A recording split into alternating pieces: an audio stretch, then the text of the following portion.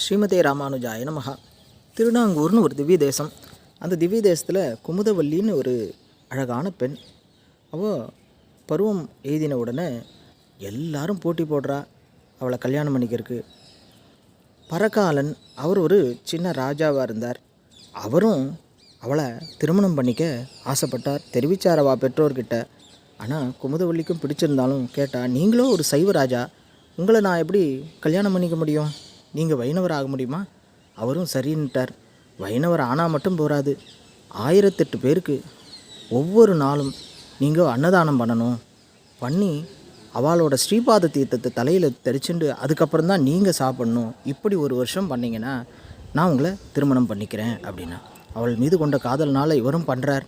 ஆனால் நாளுக்கு நாள் செல்வம் குறைஞ்சது. செல்வமே இல்லை, கப்பமே கட்ட முடியல அவரால். இப்போ என்ன தான் பண்ணுவார் அவர்? எப்படி அதை நிறைவேற்றினார்? அடுத்த பகுதியில் பார்க்கலாம்.